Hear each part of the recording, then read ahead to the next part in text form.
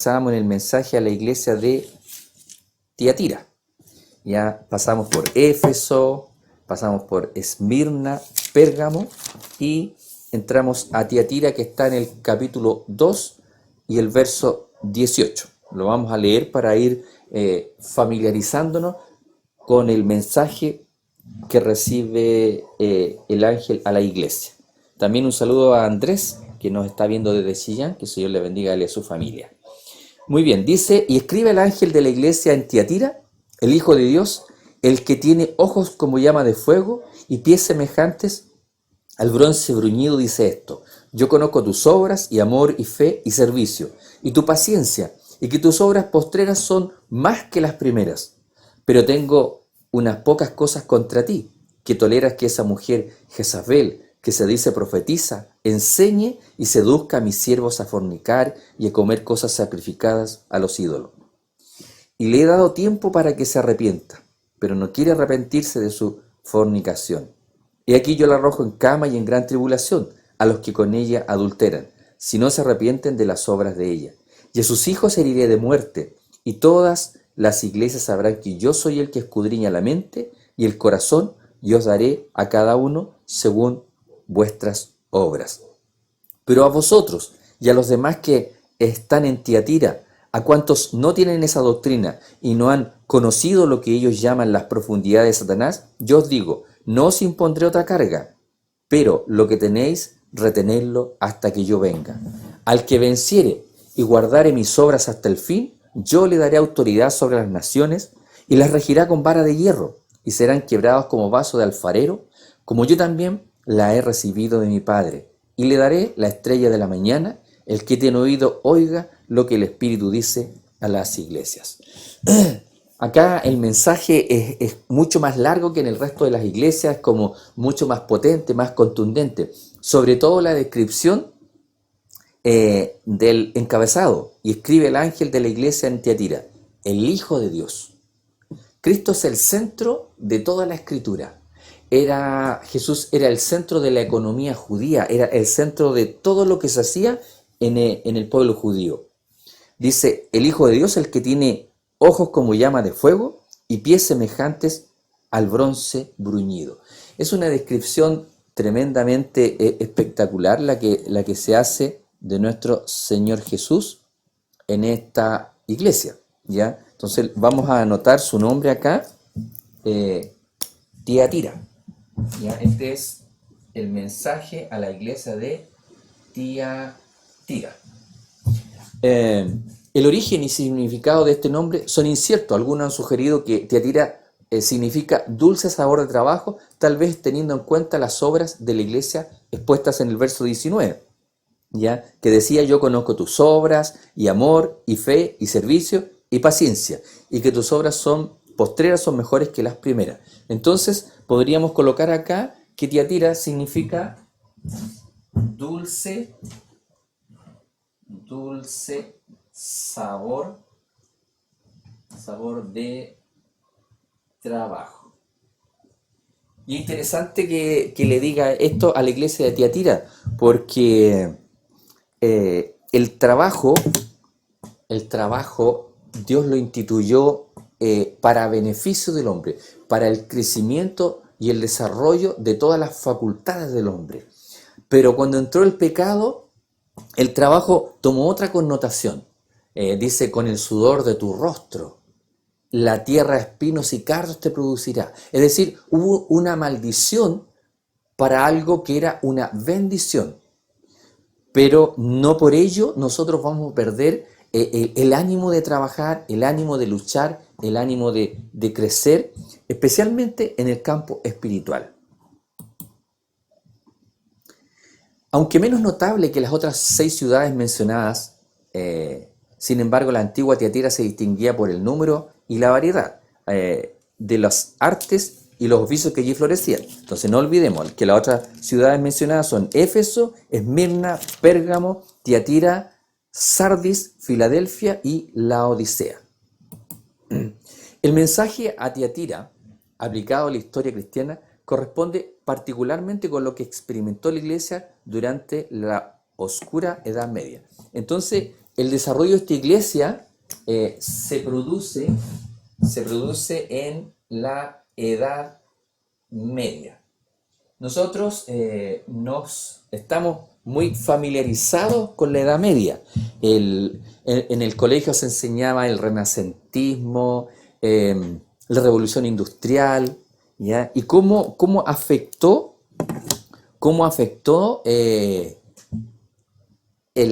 a esta era, cómo fue afectada en las artes, las ciencias por la iglesia, ¿ya? Un saludo a Nelly también, que nos está viendo en esta hora, acabo de verla acá.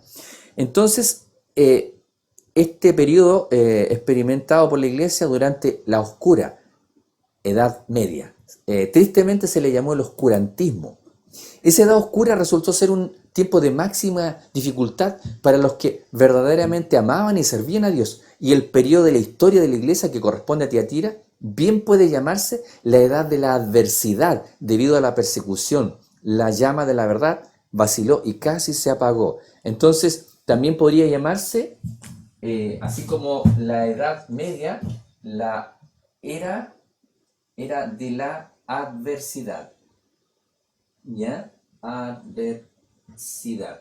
Entonces, dice que la llama de la verdad casi se apagó. ¿Se imaginan ustedes que la llama del Evangelio se hubiese apagado? Viviríamos en función de puras tradiciones. Aunque todavía estamos muy influenciados por tradiciones, por santos, por un montón de cosas, pero hubiese sido terrible si la verdad se hubiese apagado. Nuestro Señor siempre ha velado por su iglesia. Satanás intentó destruir al pueblo de Israel innumerables veces. Lo hizo con ataques directos desde las naciones paganas, con guerra, y también lo hizo con las naciones induciendo al pueblo de Israel al mismo pecado que ellas practicaban. Ahora acá Satanás ataca a la iglesia y le ataca de tal manera que casi la verdad se apaga, casi desaparece. Y eso hubiese sido terrible. No estaríamos estudiando la Biblia. Por eso uno dice, a los próceres y a los héroes les debemos mucho porque gracias a ellos vivimos en una tierra de libertad, de paz o de prosperidad. Pero nosotros no dimensionamos cuánto le debemos a los grandes reformadores el que ellos hayan luchado por levantar la verdad. Dios los llamó y ellos levantaron la verdad. Y nosotros no tenemos conciencia de cuánto debemos al trabajo que ellos hicieron. No tan solo predicando la Sagrada Escritura, sino que la tuvieron que traducir del idioma original al idioma de sus pueblos. Algunas tendencias que comenzaron en periodos anteriores llegaron a predominar durante esa edad oscura. Como la Escritura no estaban al alcance de todos, los cristianos, en su lugar se ensalzó la tradición. Y la tradición hizo mucho daño. Y Jesús advirtió acerca de la tradición. Advirtió en su época, en el pueblo judío. Uno dice, bueno, la tradición en la Edad Media, en fin, todo lo que influyó, todo el daño que hizo la tradición sumiendo a la gente en la ignorancia. Pero ya en los tiempos del pueblo de Israel ya existía esto. Y Jesús lo dijo de esta manera: invalidáis el mandamiento con vuestras tradiciones. Entonces uno dice, o sea que esto ya era de muy antiguo. Y acá se potenció, el enemigo potenció el tema de las tradiciones por sobre la palabra del Señor. Se llegó a considerar las obras como un medio para alcanzar la salvación. Un falso sacerdocio humano oscureció el verdadero sacerdocio divino de Jesucristo. Es decir, la salvación se enseñaba que se podía alcanzar por las obras. Yo podía pagar por la salvación. Cuando uno ve documentales de la Edad Media, del protestantismo, cómo lucharon, por ejemplo, Lutero dice que él iba caminando por las gradas que según la tradición decían que eran las mismas por las cuales subió Jesús ante Pilato y que milagrosamente habían sido llevadas a Roma. Entonces todos iban y pagaban una manda ahí. Y dice que Lutero iba en esa procesión cuando de repente en su mente resuenan las palabras: el justo por la fe vivirá. Y dice que Lutero salió corriendo de ahí. para nunca más volver. Entonces, se generó la salvación por obras y un falso sacerdocio. Esto que se instauró en esa época es lo mismo que dibujar una puerta en una muralla. Se la puede dibujar, pintar, puede quedar muy linda, pero no llegaba a ninguna parte. Chocará siempre el ser humano con algo duro, con algo sólido, que no soluciona nuestro problema. ¿Y cuál es nuestro problema? El pecado. La reforma protestante que hubo en esa época consistió esencialmente en un reavivamiento y una restauración de las grandes verdades del Evangelio. Aquí el Señor advierte a la iglesia de Tiatira, dice: yo conozco tus obras y amor y fe y servicio y tu paciencia, y que tus obras postreras son más que las primeras, pero dice, pero tengo unas pocas cosas contra ti, que toleras que esa mujer Jezabel, es decir, toleras el paganismo. Entonces acá el Señor siempre se ha preocupado de que su palabra se mantenga vigente. Satanás ha inventado muchas mentiras, pero el Señor siempre busca y encuentra la mejor forma de mantener la verdad en alto.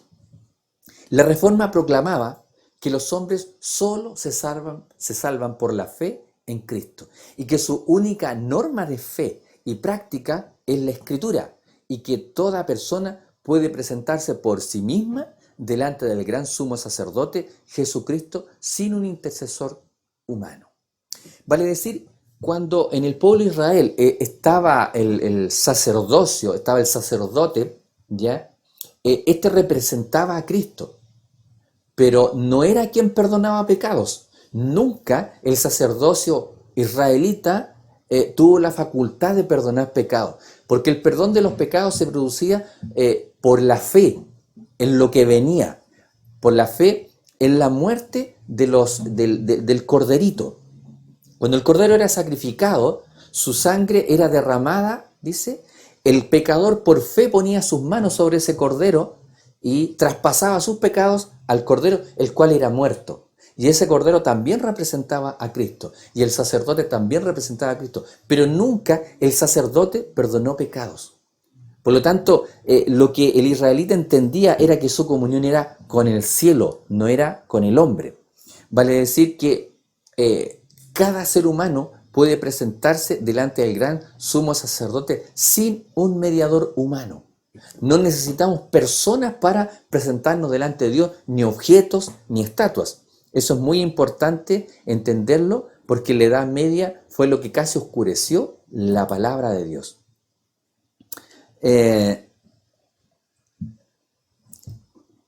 Aquí al Señor Jesús, ¿no es cierto?, se lo denomina el Hijo de Dios. Este título, como los que introducen los mensajes a las otras iglesias, deriva de la descripción del Cristo glorificado de Apocalipsis 1.13, perdón, que dice 1.13: y en medio de los 7 candeleros vi a uno semejante al Hijo del Hombre, vestido de una ropa que llegaba hasta los pies y ceñido por el pecho con un cinto de oro. Entonces es el título introductorio que tiene Cristo. Aquí se usa el artículo definido para identificar específicamente al autor del mensaje con la segunda persona de la deidad, ¿ya? Que decía Apocalipsis 1.13, decía: y en medio de los 7 candeleros a uno semejante al Hijo del Hombre, vestido de una ropa que llegaba hasta los pies y ceñido por el pecho con un cinto de oro. Entonces vemos acá que nosotros tenemos conexión directa con Cristo, con este Cristo glorificado que define acá o del cual habla Apocalipsis. Por lo tanto, Apocalipsis lo único que hace es ensalzar a Cristo, al Cristo glorificado. Los 4 evangelios presentan a Cristo viniendo acá a esta tierra, realizando grandes sanaciones, milagros, convirtiendo el agua en vino, caminando sobre el mar, haciendo una reproducción milagrosa de un poco de pan y unos peces para que multitudes se alimentaran. Apocalipsis ahora pone a Cristo en otra faceta, allá en el cielo, como nuestro sumo sacerdote celestial, al cual podemos, como dice Pablo, acercarnos confiadamente. Acá dice, has dejado, dice en el verso 19, yo conozco tus obras y amor y fe, servicio y paciencia. La palabra amor viene del griego ágape y la evidencia textual establece la secuencia de amor, fe, servicio y tu paciencia. Normalmente la palabra amor está muy manoseada, está muy deteriorada, pero el verdadero amor tiene otra connotación. Como lo dice Pablo, el amor todo lo sufre, todo lo puede, todo lo soporta, no se envanece, no es jactancioso. El verdadero amor, ¿ya? No lo que el hombre trata de presentar como amor, ¿ya? Este texto dice que es una enumeración de las obras de la iglesia de Tiatira, entre las cuales el amor y la fe son la base interna de la manifestación externa de servicio y paciencia. Lo vuelvo a leer para que lo memoricemos. Yo conozco tus obras y amor y fe y servicio y tu paciencia y que tus obras postreras son más que las primeras. Entonces define a la iglesia de Tiatira, esta iglesia que pasó por un periodo de oscuridad y que casi la verdad desaparece, la define con amor, fe, servicio, paciencia. Yo creo que los cristianos de esa época tuvieron que luchar mucho para mantener la verdad, porque había una convicción, el Espíritu Santo ponía en ellos la convicción de que estaban en el camino correcto al apartarse de la iglesia que se había contaminado. ¿Recuerdan esa iglesia que se mezcló con el Estado, que lo mencionábamos el domingo pasado? Cuando Constantino se hizo cristiano y decretó que la iglesia era una iglesia legal, que ya dejaba de ser una iglesia perseguida, entonces esta iglesia pasó para el otro bando y comenzó a perseguir a los que no apoyaban sus verdades. Entonces la tradición comenzó a oscurecer toda la verdad. Y acá el Señor dice, has tenido paciencia, amor, fe, servicio. Se requiere mucha entrega para privarse de los beneficios que ofrece la sociedad por amor al Señor.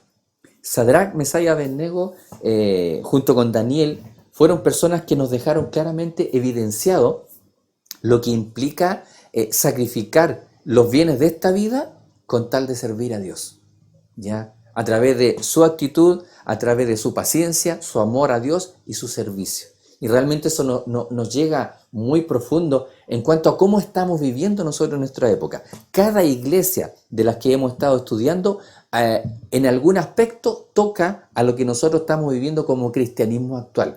Si nosotros no logramos relacionar Apocalipsis y el mensaje a las 7 iglesias con nuestra experiencia actual como iglesia, significa que cuando lleguemos al estado de la iglesia laodicense, no nos será fácil identificarnos con ella, con frialdad, con indiferencia, con comodidad.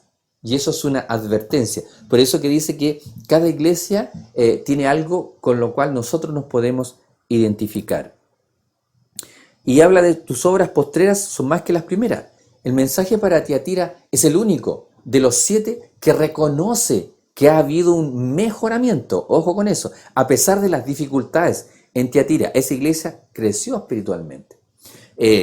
Y qué paradójico, porque hablamos de oscurantismo y dice que esa iglesia creció espiritualmente. ¿Por qué? Porque hubieron personas que levantaron la verdad en alto, se jugaron la vida, prefirieron morir y levantar la verdad en alto. Es decir, ellos fueron mártires, dieron testimonio de la verdad que ellos habían traído. Y yo pienso que va a ser muy hermoso, va a ser, no podría definir lo espectacular, no podría buscar una palabra que pueda definir la sensación que me sentirá en la eternidad, poder conversar con ellos y preguntarles cómo fue su experiencia, porque cada experiencia es distinta. Recuerden que cada uno recibirá un nombre nuevo y ese nombre nuevo va relacionado con el carácter, cómo ellos a través de su carácter fueron cambiados por la obra del Espíritu Santo y no tuvieron miedo de ser perseguidos, no les importó, les dio lo mismo. No vacilaron en arrancar a las montañas. Hoy en día, alguien decía, a ver, ayer creo que fue en el sermón de ayer, se planteaba lo siguiente: ¿eres dependiente del internet, del celular, del computador, de las redes sociales? Porque la tierra nueva no van a existir. Entonces, ¿qué significaría o qué implicaría que al ser perseguidos tengamos que huir lejos, como lo hacían los valdenses, a las montañas, y no tener ninguna comodidad? Y eso es lo que cuesta en esta era de máxima comodidad. Fíjense bien, diariamente alguien dijo, escribió de esta manera, voy a tratar de recordarlo. Estamos espantados porque por el coronavirus mueren, no sé si 1.000, 2.000 personas diarias a nivel mundial. Pero alguien dijo, pero mueren 8.000 personas diarias de hambre. Entonces yo me pregunto y te pregunto, ¿te sientes cómodo en esta vida? ¿Sientes que lo que la vida te proporciona o el medio es bueno, es grato, es acogedor, mientras hay gente que se muere de hambre? Gente que no tiene agua para beber porque están en sequía o por las mismas guerras internas. Entonces es terrible pensar en lo que se vive de esa manera. Pero dice que esta iglesia creció en medio de la adversidad y en medio de la dificultad. Y eso es a lo que Dios nos llama en esta hora. Nos llama a crecer con nuestra fe. Nos llama a poder vivir una vida de mayor comunión con Dios y en función de predicar la palabra del Señor. Pero también tiene la otra parte. Dice, pero tengo unas pocas cosas contra ti que toleras. El griego afimi significa permitir, dejar operar. La iglesia estaba mal no solo porque muchos abiertamente apostataban, sino también porque no se hacía un esfuerzo diligente para reprimir el avance del mal. Hay una frase que es muy característica. ¿Y qué tiene de malo? Entonces el enemigo dice, bien, entramos con el paganismo, entramos con la mundanalidad a la iglesia. Habla de Jezabel, ¿ya? Esa mujer que se dice profetiza, enseña y seduce a mis siervos a fornicar y a comer cosas sacrificadas a los ídolos. Recordamos quién era Jezabel, la esposa de Acab, un rey israelita que se mezcló con los paganos a través de el matrimonio. Y parece que Jezabel fomentó el culto a Baal en Israel. Parece que así como Jezabel fomentó el culto a Baal en Israel, también en los días de Juan, alguna falsa profetisa procuraba desviar a la iglesia de Tiatira. Yo les invito a ver el libro de Primera de Reyes, capítulo 21. Primera de Reyes, capítulo 21 y el verso 25. Primera de Reyes 21, 25, para recordar un poco lo que era Jezabel. Dice, a la verdad ninguno fue como Acab, que se desvió para hacer lo malo ante los ojos de Jehová, porque Jezabel, su mujer, lo incitaba. Qué terrible. Un hombre que era llamado a ser líder del pueblo de Dios, se casa con una mujer pagana y ésta influye con el paganismo al pueblo de Dios. Es tremendo, ¿ya? Este mensaje en donde dice, tengo unas pocas cosas contra ti que toleras que esa mujer Jezabel, que se dice profetiza, enseñe y seduzca a mis siervos a fornicar y a comer cosas sacrificadas a los ídolos. Este mensaje indica que en Tiatira se extendía más que en Pérgamo la apostasía, ¿ya? Porque en Pérgamo, recuerden ustedes, había apostasía. En esa época, los cultos idolátricos estaban mezclados con la perversión sexual, ¿ya? Y esto lo recuerda en Apocalipsis 2.14, dice en el mensaje a Pérgamo, pero tengo unas pocas cosas contra ti que tienes ahí, a los que retienen la doctrina de Balaam, que enseñaba a Balac a poner tropiezo ante los hijos de Israel, a comer de cosas sacrificadas a los ídolos y a cometer fornicación. Vale decir, lejos de apartarse del paganismo, lo practicaban. Entonces acá esta iglesia, la de Tiatira, también tiene la problemática que tiene las mismas actitudes de esta mujer Jezabel. Entonces la apostasía se extendía más que en Pérgamo.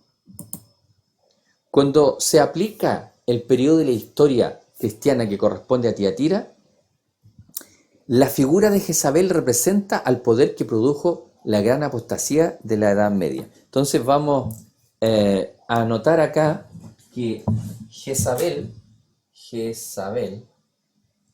¿ya? Es sinónimo de apostasía, ¿ya? Es sinónimo, es decir, se conecta con el concepto de la apostasía, porque ella introdujo el culto idolátrico que ella practicaba. El problema es que el pueblo de Israel no lo practicaba.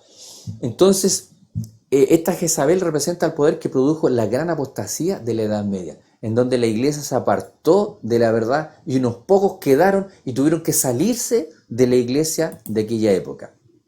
Entonces dice, enseñaba a fornicar, a comer cosas sacrificadas a los ídolos, ¿ya?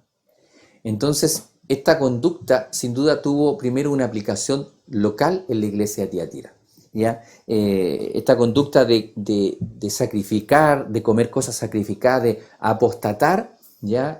Tuvo aplicación local, pero después aplicación ya a nivel histórico. Entonces, aplicado al periodo histórico de la iglesia representado por Tiatira, representaría una mezcla de paganismo con cristianismo. Entonces lo que Jezabel planteaba era una mezcla, ¿ya? Mezcla de paganismo con cristianismo. Y no hay peor cosa que la verdad mezclada. Recuerden ustedes que el primero que mezcló la verdad con una mentira fue Satanás en el Edén, cuando nuestros primeros padres, Adán y Eva, habían recibido la clara indicación, la clara orden de que del fruto del árbol de la ciencia del bien y el mal no comerían porque iban a morir. Entonces el enemigo le dijo a Eva, así que Dios os ha dicho, no comáis de todo árbol. Torció la verdad. Entonces le dijo, no tan solo serán abiertos vuestros ojos, no moriréis, sino que serán abiertos vuestros ojos. Entonces ahí planteó la inmortalidad del alma, planteó la rebelión contra Dios. Y acá vemos a la iglesia de este periodo en que mezcla el paganismo con el cristianismo. Vamos a ver Apocalipsis capítulo 17. Apocalipsis 17 y el verso 1. Dice, vino entonces uno de los 7 ángeles que tenían las 7 copas y habló conmigo diciéndome, ven acá y te mostraré la sentencia contra la gran ramera, la que está sentada sobre muchas aguas. Entonces aquí hay una relación con esta Jezabel, ¿ya? Y cuando habla de ramera, habla de prostitución, habla de una mujer que tiene relación con muchos. Este proceso se aceleró al máximo en los días de Constantino y sus sucesores.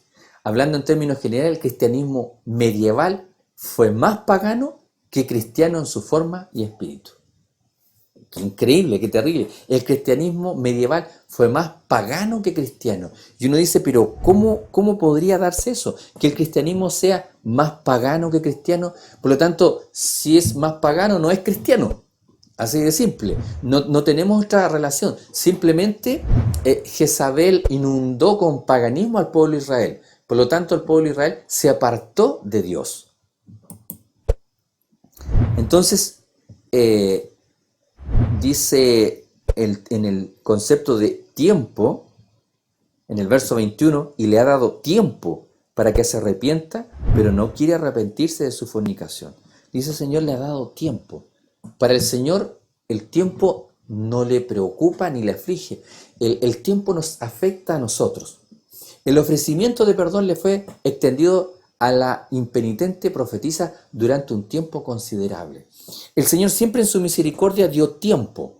Cuando le dijo a Noé que construyera un arca y que entrara él y toda su familia y los animales al arca, le dio 120 años a la raza humana para que cambiara su actitud, cambiara su conducta.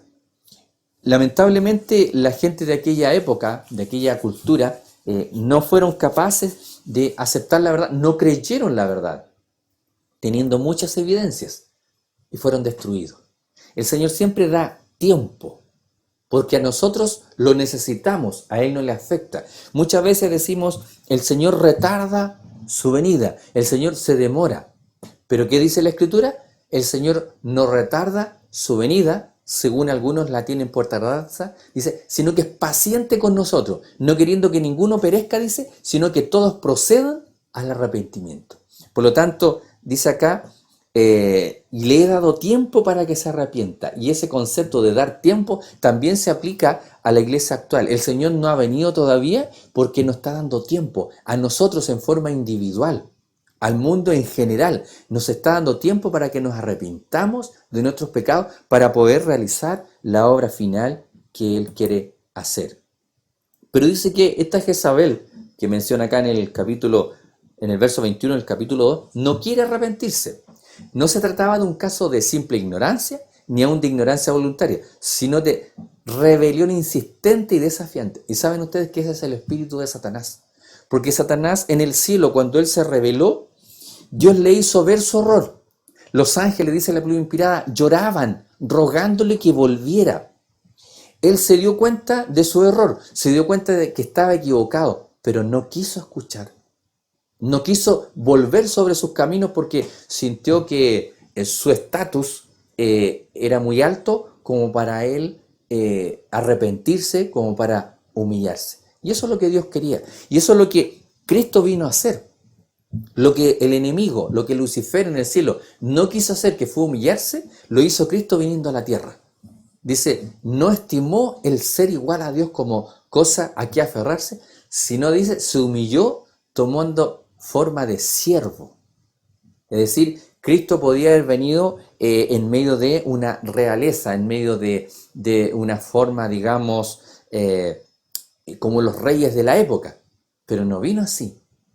Y con eso le enseñó a Lucifer lo equivocado que estaba, y no tan solo a él, sino que al universo entero, a los ángeles. Le demostró lo que Dios era capaz de hacer y que él no fue capaz de hacer. No quiso arrepentirse. Entonces, esto de no querer arrepentirse es algo que viene desde el cielo y se aplica a la iglesia de Tiatira. Entonces el Señor dice acá en su palabra, y le he dado tiempo para que se arrepienta, pero no quiere hacerlo de su fornicación. He aquí, dice, yo la arrojo en cama y en gran tribulación a los que con ella adulteran, y si no se arrepienten de las obras de ella. El Señor cuando dice, el Señor cumple. El Señor dijo, voy a destruir todo esto, y el Señor cumplió. Por lo tanto, nosotros tenemos que tener la preocupación de que Dios va a cumplir lo que en su palabra está estipulado. Entonces dice que el Señor va a enviar juicio sobre esta mujer. Dice, con los que con ella adulteran, no se identifica a esas personas. Si no se arrepienten, la puerta de la misericordia aún no se había cerrado del todo. Dios nunca se separa de los pecadores. Son estos los que se separan de Él.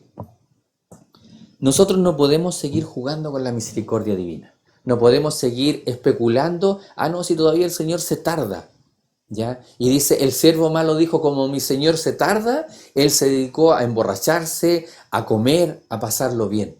Pero dice que vino de repente, de improviso, lo sorprendió. Por lo tanto, este mensaje nos llama a nosotros como pueblo de Dios, como iglesia, a arrepentirnos de nuestros pecados, a cambiar de conducta y de actitud. Y esa es la obra que el Espíritu Santo quiere realizar en nuestras vidas. Quiere llevarnos a un cambio. Y por eso que está la piedrecita, ¿ya? Con un nombre nuevo. Entonces dice, habla de las obras de esta Jezabel. Y desde el punto de vista de Dios, que habla a su iglesia, los pecados de Jezabel y sus amantes son esencialmente los pecados de ella, porque es ella quien, como profetiza, aspira a dirigir la iglesia. Cuando Jezabel, ¿no es cierto?, estuvo viviendo en los tiempos del rey Acab, ella mandaba más que el rey. Se suponía que era el rey el que gobernaba, pero ella mandaba más que el rey. Y acá vemos a la iglesia representada como mujer y como Jezabel, aspirando a dirigir, aspirando a gobernar, a dominar al mundo. Y también habla de que esta Jezabel tiene hijos.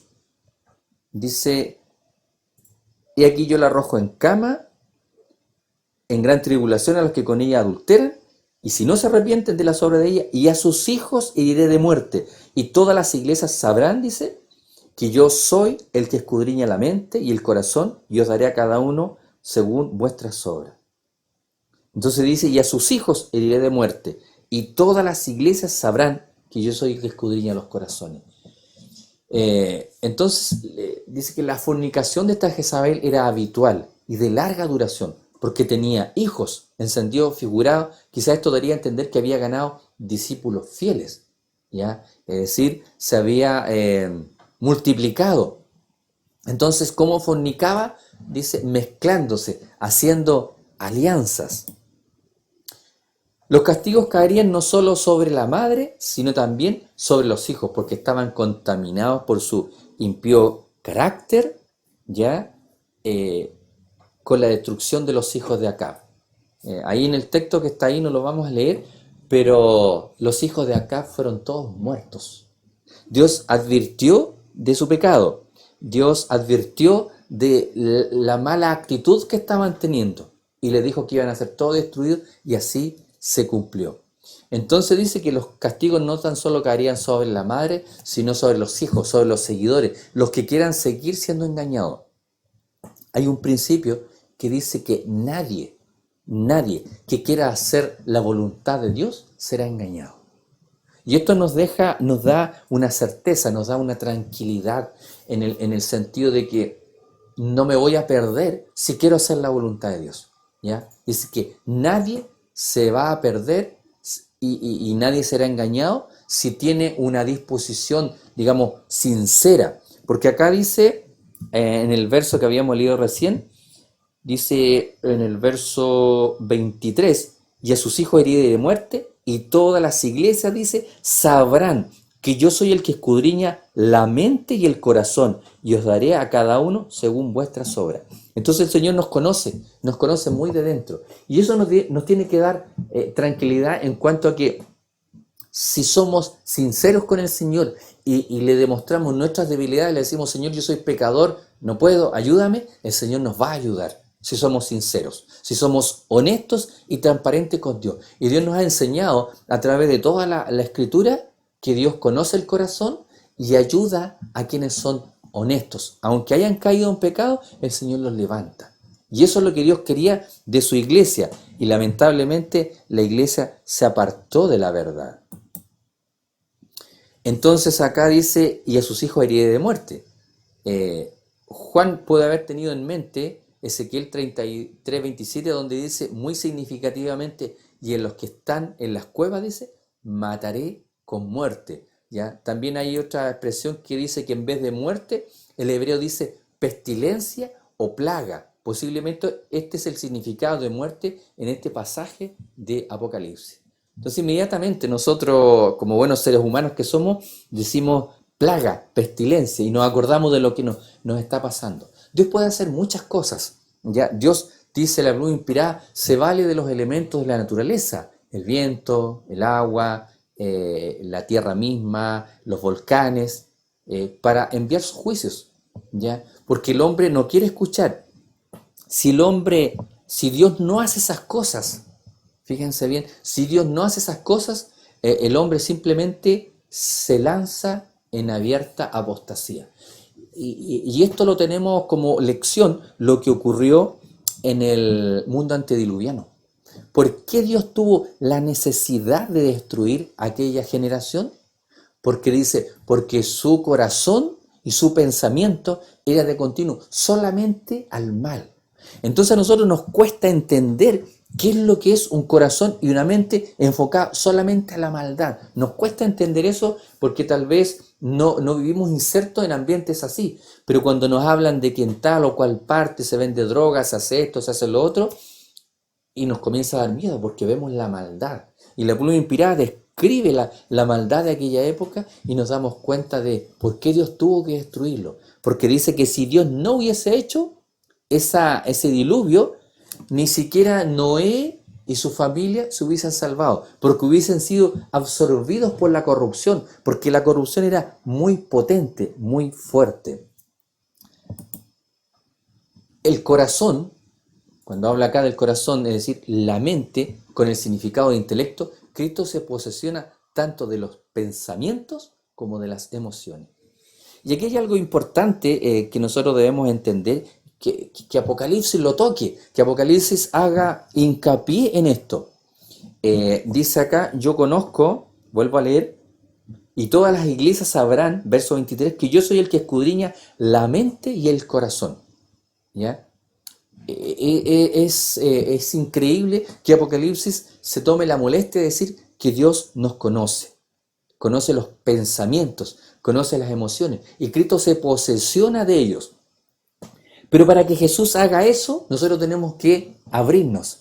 Y ahí está el mensaje cuando dice, he aquí estoy a la puerta, y llamo, Apocalipsis 3:20. Si alguno oye mi voz y abre la puerta, entraré a él, cenaré con él y él conmigo. Es decir, tendré una relación estrecha con él. Cristo se posesiona tanto de los pensamientos como de las emociones si nosotros lo dejamos entrar. Las vidas nuestras son como un recipiente. Para que un recipiente sea llenado, un vaso, un jarro, lo que ustedes imaginen, para que éste pueda ser llenado, la cualidad principal que debe tener es que debe estar vacío. Porque si está lleno, no lo podemos llenar. Entonces, para que el Espíritu Santo pueda obrar en nuestras vidas, para que Cristo se pueda posesionar de las emociones, de los pensamientos, tiene que estar vacío del mundo. Tiene que estar vacío de todo aquello que impide que el carácter de Cristo se pueda ver reflejado en nuestras vidas. El juicio de Cristo es justo porque ve y toma en consideración los secretos del corazón. A ver, invito que me acompañen a ver Salmos 7:9. Salmos capítulo 7 y el verso 9, que nos habla en relación con el conocimiento que Dios tiene de nuestros pensamientos. Fenezca ahora la maldad de los inicuos, más establece tú al justo, porque el Dios justo prueba la mente y el corazón. Entonces, el juicio divino nunca va a ser injusto porque ve y toma en consideración los secretos del corazón. Nunca va a ser injusto porque Dios conoce nuestras vidas. Por lo tanto, su juicio es justo y es correcto. Y también dice, habla en el texto, en el verso 24, pero a vosotros dice, y a los demás que están en Tiatira, a cuantos no tienen esa doctrina y no han conocido lo que ellos llaman las profundidades de Satanás, yo os digo, no os impondré otra carga. Es decir, a los demás, a los creyentes leales de la iglesia de Tiatira. Históricamente se refiere a pequeños grupos que a través de la Edad Media procuraron permanecer fieles al cristianismo apostólico. Tales movimientos estuvieron dentro y fuera de la estructura de la Iglesia Católica. Porque no olvidemos que el protestantismo que surge del seno de la Iglesia Católica. A ver si recuerdo algunos nombres. Lutero, ¿ya? Martín Lutero, Melanchthon, que era su ayudante, Zwinglio, que estaba, no sé si en otra época, no recuerdo, Juan Wycliffe, que tradujo en Inglaterra la Biblia, ya, al idioma del pueblo. Toda esta gente eran católicos, todos, porque era la iglesia, era el cristianismo que existía, pero este cristianismo se había pervertido y Dios levantó a estos hombres, ¿ya? No olvidemos que Dios levantó al pueblo de Israel para ser el portador de su verdad. Y cuando su pueblo pervirtió su verdad, cuando su pueblo se apartó de la verdad, el Señor simplemente envió juicio sobre su pueblo. Vinieron sequías, hambruna, los filisteos los perseguían, los mataban. en fin. Y de esa manera Dios lograba a través de ese medio que su pueblo volviera a sus caminos. Entonces acá nos encontramos con que el cristianismo se había pervertido y dentro del seno de la iglesia salió este movimiento de reforma. Y particularmente importante fueron los grupos de los valdenses en la Europa continental y los seguidores de Wycliffe en Inglaterra. A mí me gusta mucho la historia de los valdenses porque ellos fueron personas que no les importó sufrir, no les importó el frío, el hambre, solamente les importó levantar la verdad en alto. Esa era su principal preocupación. Y ellos vivieron en las montañas. Dice que la escuela de sus hijos era enseñarles la palabra de Dios. Esa era la escuela de sus hijos. Dice que ellos se aprendían de memoria largas porciones de la Biblia. A mí lamentablemente la memoria ya me empieza a fallar y empiezo a olvidar muchas cosas. Pero dice que ellos eran instruidos. Por eso dice, instruye al niño en su camino y aun cuando fuere viejo no se apartará de él. Dice que el pueblo de Israel se aprendían porciones de la Biblia. Dice, la palabra, dice, meditarás en ella al levantarte, al acostarte. La escribirás en los postes, en tu frente, en fin. De distintas maneras el Señor buscaba forma para que su pueblo no se apartara de su verdad. Esta gente, los valdenses y Wycliffe y sus seguidores, levantaron la verdad en alto. Y cuando hacía alusión al principio de gente que fue heroica, ellos lo fueron. Dice la pluma inspirada, el mundo no sabe cuánto le debe a esa gente el vivir en una época de libertad, porque nosotros somos libres de estudiar la palabra de Dios. Nadie, en estos momentos no hay ninguna ley que nos impida el poder hacerlo. Por lo tanto, aprovechemos este precioso tiempo de bonanza, de estudiar, de compartir la sagrada palabra del Señor a todo aquel que nos rodea. Ninguno de estos grupos alcanzó la medida de la verdad evangélica que fue proclamada más tarde por la Reforma Protestante, porque fueron progresivamente descubriendo la verdad, pero el mensaje a los demás que están en Tiatira era apropiado para ellos. Dios no les impuso otra carga, sino la de ser fieles a la luz que tenían. Y aquí con esto vamos a ir cerrando. Dios dice, nos exige o nos pone la exigencia de ser fieles a la comprensión de la luz que tenemos, de la verdad que tenemos. ¿Ya? El Señor es clarito en su palabra y hasta donde podemos entender, dice el Salmo, el hacer tu voluntad, oh Dios mío, me ha agradado. Y esta iglesia tuvo esos vaivenes, tuvo obras buenas, pero también tuvo obras malas. Y el Señor nos insta en esta noche a seguir su palabra. Nos insta a ser fieles a ella, como lo fueron mucha de esa gente. A mí me hubiese encantado vivir en la época de la Reforma, me hubiese encantado haber sido parte de los valdenses, ¿ya? Vivir en las montañas, vivir lejos de la comodidad, pero ser fieles a Dios. La comodidad es un peligro porque nos adormece. Alguien decía, la muerte por hipotermia no es una muerte dolorosa, se la llama la muerte azul. Y la persona se va en el sueño. Y lo que más siente es confortabilidad. Y se está muriendo de hipotermia. Entonces no le permite darse cuenta del peligro que está acarreando. Y en el campo espiritual también. El confort, el sentirnos cómodos, nos puede acarrear ruina eterna. Y Satanás ha hecho que toda esta hermosa tecnología a través de la cual nosotros podemos predicar la palabra del Señor, también tiene lo otro. Tiene entretenciones de todo tipo que nos pueden alejar de la palabra del Señor. Yo le siento en esta noche a que cada día nosotros nos acerquemos al Señor.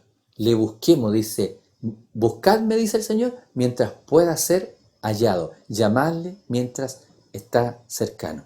Que el Señor nos bendiga en esta noche, que su palabra pueda impresionar nuestras vidas y compartamos este mensaje ya ahí en el celular, compartir, para que otros también puedan sentir la curiosidad, puedan sentir la necesidad de estudiar la palabra del Señor. Muy bien, antes de orar, ¿no es cierto? Saludo aquí a mi amiga Jimena Mondaca, que ya nos está viendo, también a Xiomara, que nos está viendo desde su casita, ¿ya? Y nuestra hermana Erika, que nos da las gracias. Muy bien, entonces yo les encargo que estemos orando por Francisco, por Odilia y por Hugo, ¿ya? Que cada vez que oremos, esos tres nombres, que seguramente después vamos a ir sumando más nombres, vamos a mantenernos orando con esta oración intercesora. Vamos a orar para finalizar. Inclinamos los rostros desde nuestros hogares, allá donde estemos con reverencia, para dirigirnos al Señor. Padre bendito que estás en los cielos, gracias Señor porque en su sagrada palabra encontramos ese empuje para crecer espiritualmente.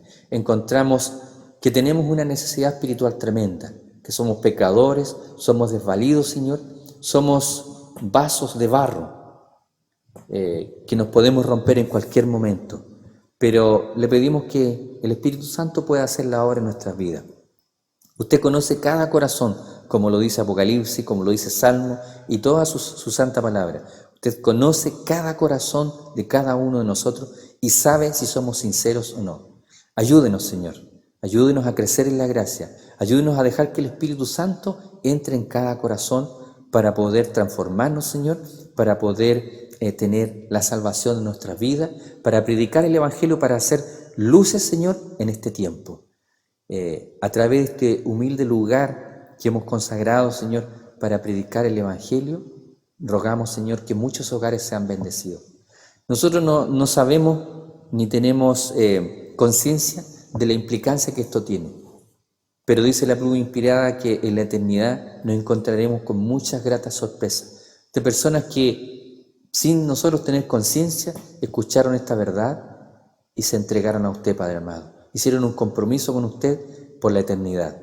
Ayúdenos, Señor, para poder llegar a miles de personas que necesitan el conocer la salvación.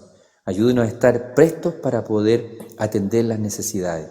Y también nos acordamos de los que están enfermitos.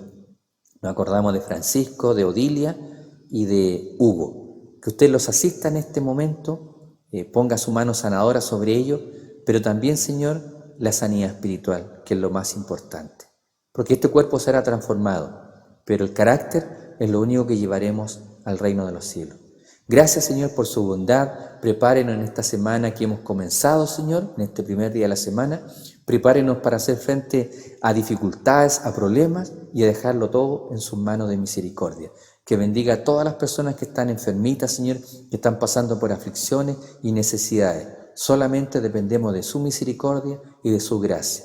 Agradecemos todo sin merecer nada, lo rogamos en el bendito nombre de nuestro Señor Jesucristo. Amén.